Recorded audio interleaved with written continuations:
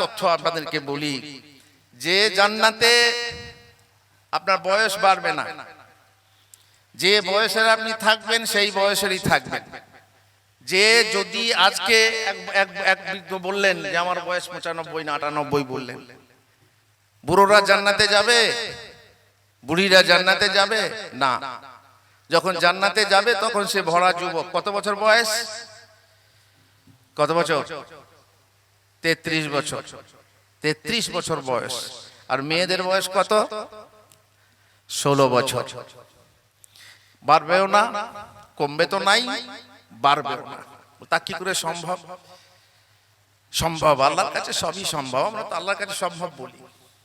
বিজ্ঞান তথ্য দিচ্ছে যে বিশ্বজাহানের যে আমাদের এমন এক জায়গা আছে ব্ল্যাক হোলের কাছে বা কিছু কাছে, দেখুন এখানেও সে মায়ের কাছে মামার বাড়ির গল্প বলছে। আপনারা শিক্ষিত মানুষ, আপনারা জানেন, কিন্তু বহু মানুষ হয়তো শোনেনি, তাই বলছি।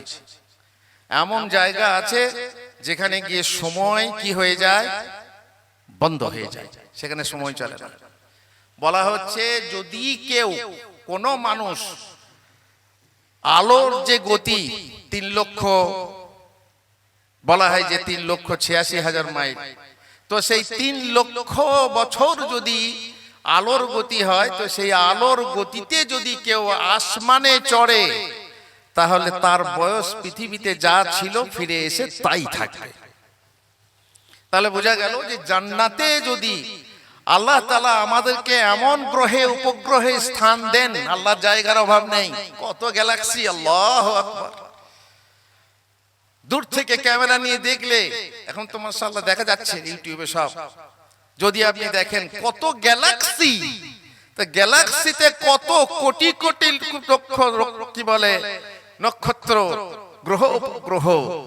সেখানে যদি আলোর কোন গতির উপগ্রহ হয়, তাহলে আলোর গতির উপগ্রহ হলে সেখানে আপনার বয়স বাড়বে না, যেমন বয়স তেমনি থেকে যাবে।